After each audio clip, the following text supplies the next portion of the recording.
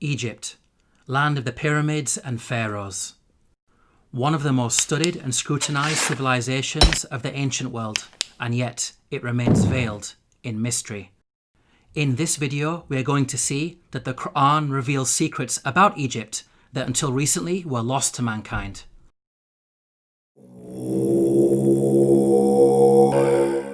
Pharaoh was a tyrant in Egypt, enslaving and persecuting the children of Israel. The Qur'an states the following about the death of Pharaoh and his supporters. فما بكت عليهم السماء والأرض وما كانوا منظرين. Note the words, heaven and earth wept not for them. A recently unearthed pyramid text has granted us new insights into the meaning of this verse. The pyramid text reads, "The sky weeps for you, the earth weeps for you, when you ascend to heaven as a star." Here, the pyramid text praises Pharaoh, claiming that upon his death he will ascend through the sky and claim supremacy of the heavens by becoming a star. We can see that the Qur'an quotes the pyramid text directly in its rebuttal of Egyptian adulations of Pharaoh. What's amazing is that knowledge of the ancient Egyptian language of hieroglyphics was lost to mankind at the time the Qur'an was revealed. It wasn't until the discovery of an artifact known as the Rosetta Stone in the 18th century, over 1,000 years after the revelation of the Qur'an, that mankind has been able to fully decode the hieroglyphics.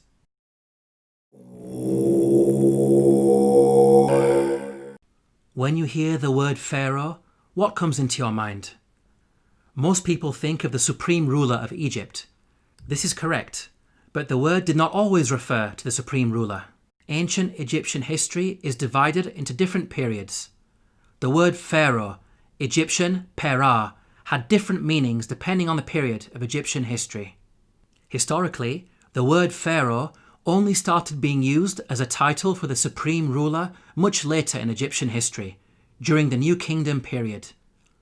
Before this, the word meant great house and was used to refer to the royal palace.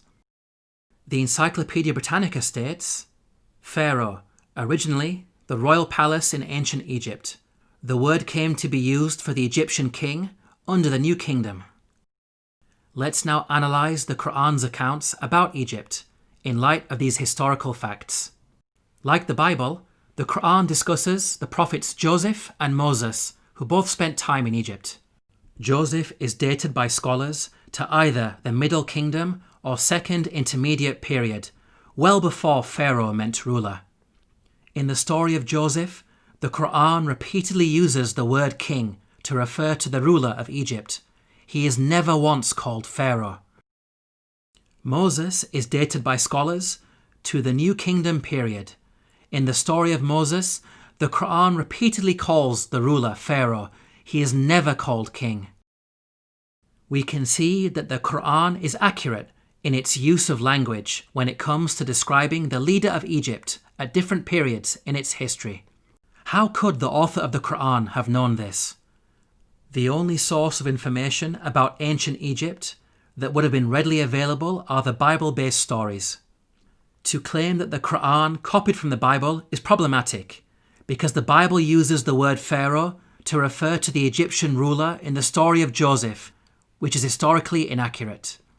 The Qur'an cannot have copied from the Bible because the Qur'an corrects the Bible.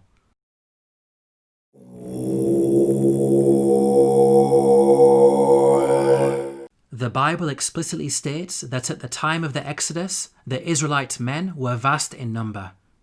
The Israelites journeyed from Ramses to Sukkoth. There were about 600,000 men on foot, besides women and children. If we factor in the women and children, then the total number of Israelites would realistically be in the millions. This claim of a vast nation is problematic in light of other information that the Bible provides. Firstly, Pharaoh is said to have appointed 2 midwives to deliver and murder Israelite babies. The king of Egypt said to the Hebrew midwives, whose names were Shiphrah and Puah, "When you are helping the Hebrew women during childbirth on the delivery stool, if you see that the baby is a boy, kill him." 2 midwives would only be sufficient for such a task if the Israelites were small in number and giving birth to a manageable number of babies. 2 midwives would not be sufficient for a vast nation of millions.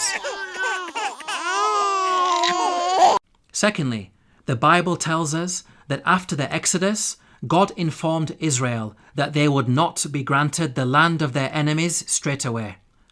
But I will not drive them out in a single year, because the land would become desolate and the wild animals too numerous for you. Little by little, I will drive them out before you, until you have increased enough to take possession of the land. Note the reason for the Israelites being denied immediate possession of the land. It is said that wild animals will overpower them. Such a statement only makes sense if the Israelites were small in number and not a vast nation of millions, as the Bible claims. By contrast, the Qur'an states that the Israelites were only a small band at the time of Moses. فأرسل فرعون في المدائن حاشرين إن هؤلاء لشرذمة قليلون. We can see that the Qur'an fixes the contradictions that are present in the biblical narrative.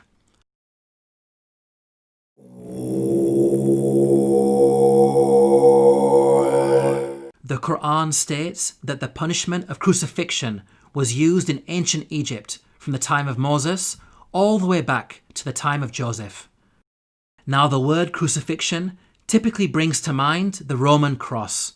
However, in antiquity, there were different forms of crucifixion. Professor of Archaeology David Chapman wrote, "In studying the ancient world, the scholar is wise not to differentiate too rigidly the categories of crucifixion, impalement, and suspension. Hence, any study of crucifixion conceptions in antiquity must grapple with the broader context of the wide variety of penal suspension of human beings. The Arabic words translated as crucified in the Quranic verses all contain the root word solaba. Arabic dictionaries state that this root carries a number of meanings, including to harden or stiffen and to extract oily matter from bones. This word does not only mean death by being hung on a Roman cross. Rather, it indicates any method of execution which makes the body hardened or stiffened and results in the leaking of bodily fluids. So, impalement, suspension, and the Roman cross are all included without making any distinction. Archaeological evidence shows that the ancient Egyptians used to crucify people by impalement on a stake. The following entry is taken from an Egyptian-German dictionary of hieroglyphics. Note the hieroglyph which depicts an impaled man. This is a punishment that was used throughout the different periods of ancient Egypt. The Abbot Papyrus is dated to the New Kingdom period. It mentions an oath that includes impalement. He took an oath on pain of being beaten and of being impaled. The earliest evidence for crucifixion by impalement is Papyrus Bulaq 18, which is dated to the early Second Intermediate period. It states, "A bloodbath had occurred with wood. The comrade was put on the stake." We can see that crucifixion by impalement on a stake was carried out during the New Kingdom period, and at least as far back as the Second Intermediate period. These time periods cover both Moses and Joseph, which shows that the Qur'an is historically accurate. As well as mentioning crucifixion, the Qur'an also narrates the following threat of mutilation made by the Pharaoh of Moses. لأقطعن أيديكم وأرجلكم من خلاف ولأصلبنكم أجمعين. Historically, we know that capital punishment in ancient Egypt became more severe with the advent of the New Kingdom period, which is the time of Moses.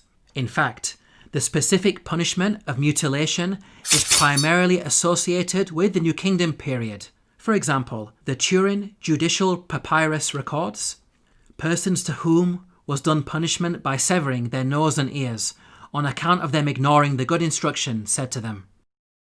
These details about crucifixion and mutilation are missing in the Bible. There is a Jewish commentary, the Midrash Shemot Rabbah, which mentions Pharaoh threatening Moses with burning and crucifixion. But this is a much later work that was composed centuries after the Qur'an was revealed.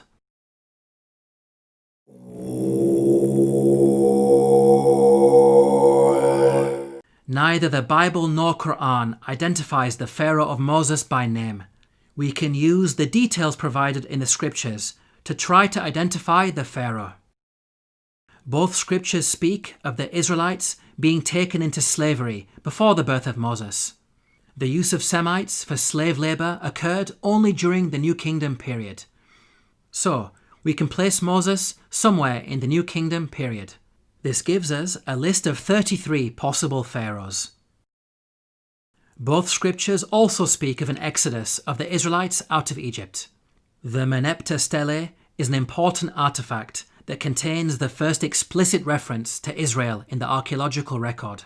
It is dated to around 1208 BCE.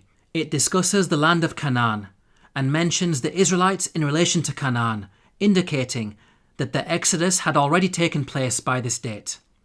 The artifact is contemporaneous to the Pharaoh Merneptah. This means that the Exodus had to take place before Merneptah, since Merneptah was alive and in power after the Exodus and not drowned in the sea. This establishes an upper boundary in the timeline of the pharaohs. From the point of view of both the Bible and Qur'an, we are now left with 18 pharaohs as candidates who may have ruled during the time of Moses. Let's now delve deeper into the biblical narrative. The Bible claims that there were 2 different pharaohs who were in power. The first died while Moses was in hiding in Midian. When Pharaoh heard of this, he tried to kill Moses, but Moses fled from Pharaoh and went to live in Midian. During that long period, the king of Egypt died. The new Pharaoh continued his predecessor's persecution of the Israelites, and it was his second Pharaoh who was later drowned when Moses crossed the sea. The Bible gives us a timeline for these events. The burning bush encounter with God took place when Moses was 80 years old. So from his birth to the Exodus, there was a span of at least 80 years, during which 2 pharaohs ruled Egypt. Now, there is a big problem if we compare this biblical narrative to the timeline of the pharaohs. We've seen that the Bible claims exactly 2 pharaohs ruled during the 80-year period from the birth of Moses to the Exodus. If we consider the number of years that each of the pharaohs ruled, we can see that there is no 80-year period during which only 2 pharaohs ruled. Any given 80-year period will give you at least 3 pharaohs in power.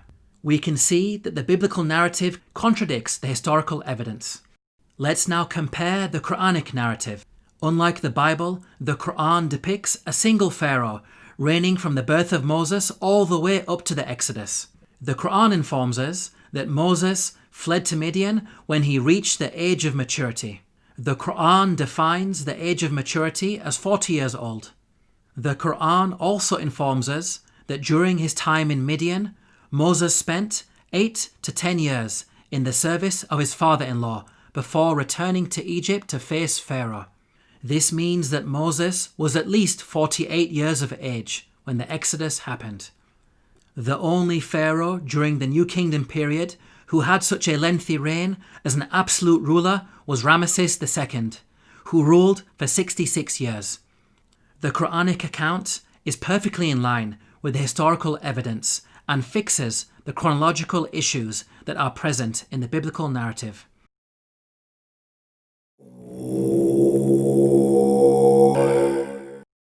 Let's now compare the life and religion of Ramses II to the claims that the Qur'an makes about the Pharaoh of Moses. وَإِنَّ فِرْعَوْنَ لَعَالٍ فِي الْأَرْضِ وَإِنَّهُ لَمِنَ الْمُسْرِفِينَ. This claim that the Pharaoh of Moses was extravagant has been proven by archaeological discoveries, which show that Ramses II was the grandest of the pharaohs. The archaeologist Peter Clayton wrote, "His genuine building achievements are on a Herculean scale." The archaeologist Eric Uphill wrote, "The palace of Ramesses was probably the vastest and most costly royal residence ever erected by the hand of man." The Egyptologist Kenneth Kitchen wrote, Certainly, in his building works for the gods, Ramses II surpassed not only the 18th dynasty, but every other period in Egyptian history. With regards to the religion of the Pharaoh of Moses, the Qur'an makes the following claim. فحشر فنادى فقال أنا ربكم الأعلى. The Qur'an states that the Pharaoh of Moses was arrogant, exalting himself to the position of God. Modern archaeological discoveries have proven this to be true. Ramses II built the great temple at Abu Simbel to honour himself. Its entrance is flanked by 4 colossal statues of Ramses II, which dwarf the statue of Ra-Horakhti, god of the horizon, located above it. This temple also contains an image of Ramses II making a sacrifice to his divine self.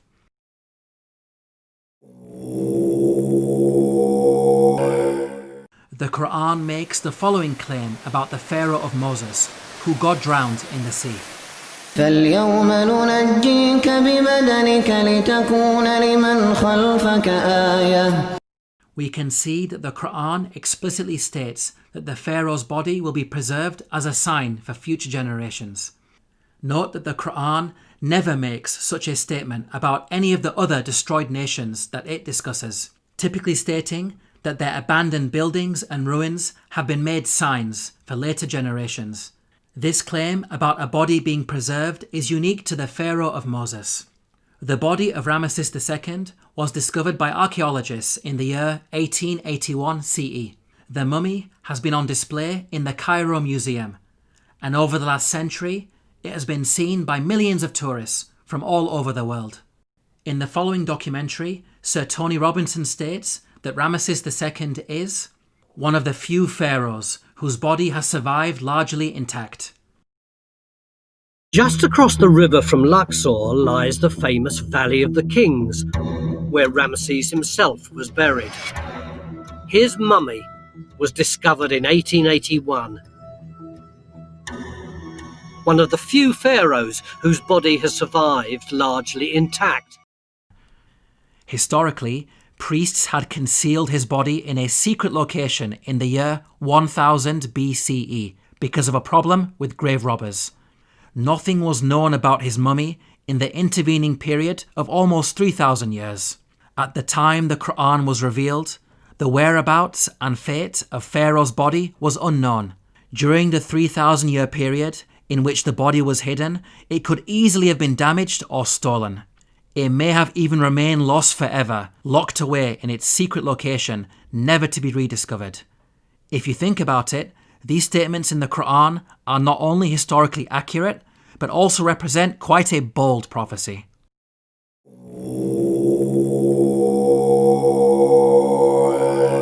The Bible informs us about a series of plagues that God brought upon Egypt. The book of Exodus informs us that the first 6 of these plagues are as follows. First, the Nile was turned into blood. Second, masses of frogs.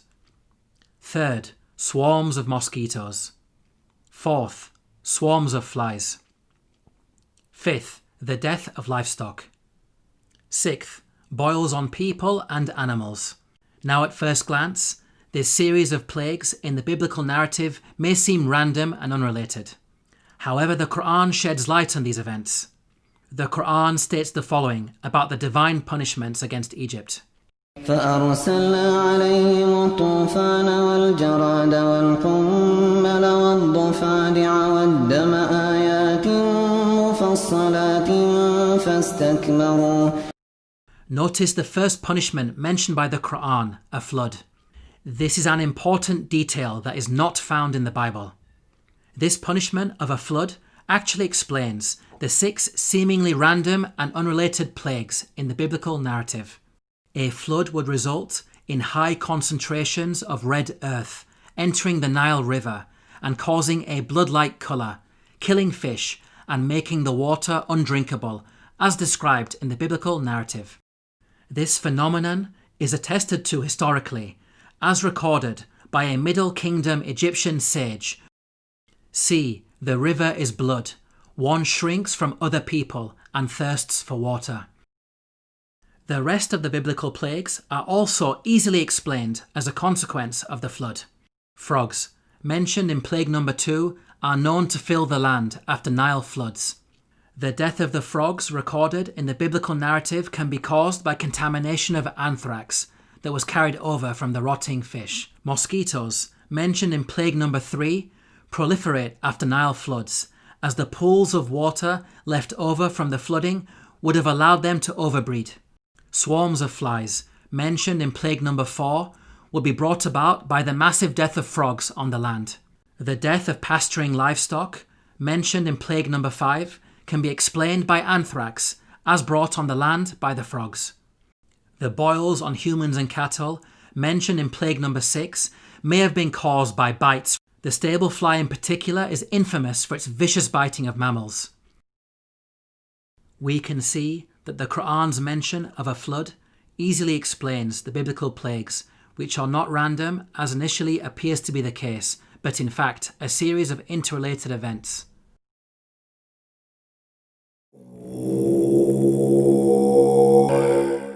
The Qur'an mentions the following incident about Joseph while he was in Egypt. وشروه بثمن بخس دراهم معدودة وكانوا فيه من الزاهدين. Here the Qur'an states that Joseph was sold for a paltry price. The Arabic phrase used is darahima ma'dudatin, which contains the words dirham and ma'dud. Dirham means a unit of silver coinage or weight. Ma'dud means countable or limited in number. So the Qur'an is making the claim that Joseph was sold for a small amount of countable silver. There is plenty of historical evidence that standardized units of silver were used in transactions in ancient Egypt. Small pieces of silver, known as shati, were used in trade. The tomb of Nyanknum and Khnumhotep is dated to the Old Kingdom period. It contains a scene of a busy open-air market with goods for sale. Cubits of cloth, for example, are said to be sold for 6 shati. The Rind mathematical papyrus is dated to the Second Intermediate period. It discusses the relative values of gold, silver and lead in terms of shati. Small silver bars bearing the name of Pharaoh Tutankhamun have been dated to the New Kingdom period. They are inscribed with a hieroglyphic which states, Tutankhamun, ruler of Heliopolis in Upper Egypt. Until recently, historians believed that the minting of precious metals was a later Greek invention. These recent Egyptian archaeological discoveries have forced historians to completely revise their understanding of coinage in the ancient world. How is it possible that such knowledge was revealed in the Qur'an nearly 1,500 years ago? The Bible mentions that Joseph was sold for 20 of silver. However, this sale is said to have taken place with some Arabs outside Egypt. By contrast, the Qur'an states that the sale took place inside Egypt. So, the Bible could not have been used as a source by the Qur'an. It is in fact the Bible that contains historical errors when it comes to coinage. For example, the Bible makes the claim that a gold coin known as the darik was used at the time of King David. They gave toward the work on the temple of God 5,000 talents and 10,000 darics of gold. As historians point out, the darik is named after the Persian leader Darius the Great, who lived hundreds of years after King David. The Jewish Encyclopedia acknowledges this error. A notable instance of anachronism occurs in 1 Chronicles 29:7. Gold darics, coins which were not struck before the time of King Darius I, i.e., more than 400 years after David.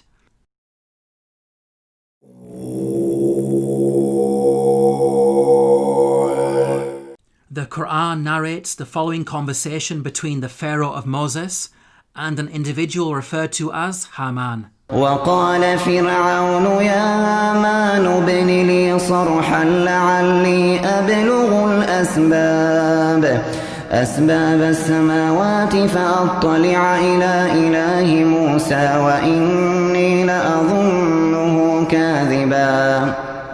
Here Pharaoh commanded Haman to build a tower that would allow him to reach the heavens.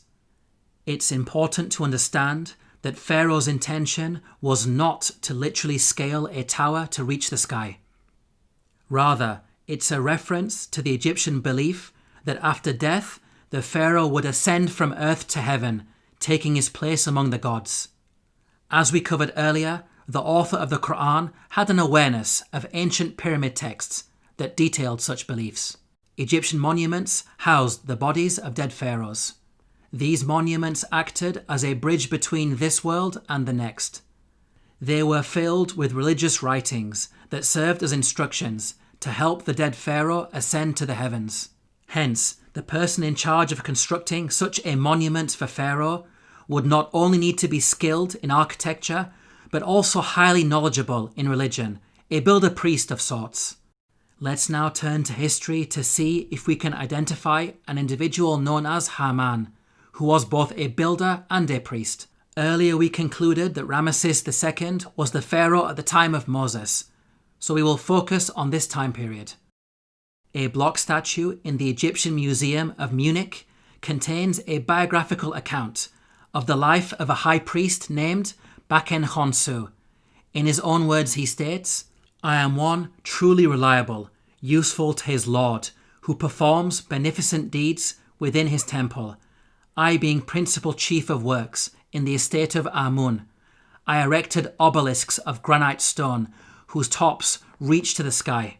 Here, Baken-Khonsu tells us that he served the pharaoh in two ways, first by performing rituals in the temple, and second as chief architect.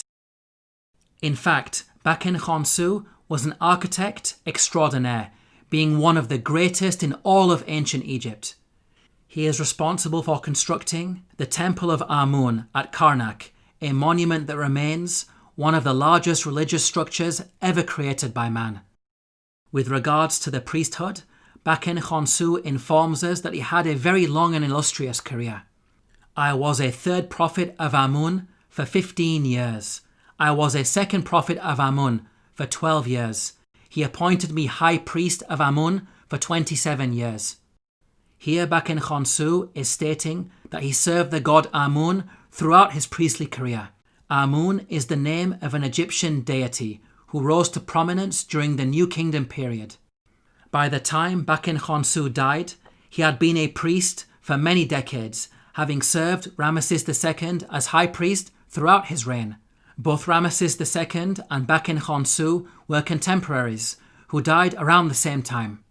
What about the Qur'an's mention of Haman? How does it relate to Baken-Khonsu? Baken-Khonsu referred to himself by the title High Priest of Amun. The actual phrase in the hieroglyphics is Ham, Nata, Tapi, Amana. The word Ham literally means servant, and Amana is how you articulate the name of the god Amun in Egyptian. Baken-Khonsu was Ham Amana, meaning servant of Amun. The Qur'an's mention of Haman may be simply an Arabized version of the Egyptian Ham Amana. Let's now summarize the main points about Baken-Khonsu. He was a senior-ranking figure under Pharaoh Ramses II, acting as both high priest and chief architect. He served in the temple of the god Amun and thus had the title Ham Amana. It is clear that all of the historical evidence fits perfectly with the Quranic narrative. Now it's important to point out that the Bible also mentions a Haman, but the resemblance is only in name. The biblical Haman served under a Persian king and bears no relation to the Quranic Haman of Egypt. Yet again, these are details that are completely missing in the biblical narrative. In this video, we have seen that the Qur'an has a remarkable insight into many facets of ancient Egypt, revealing long-lost knowledge while also correcting the Bible. Claims that the author of the Qur'an copied from the Bible are clearly rubbished in light of such facts. The Qur'an boldly declares its origins. تنزيل الكتاب لا ريب فيه من رب العالمين. To learn more about the miracles of the Qur'an, Please download your free copy of the book, The Eternal Challenge, at the link below.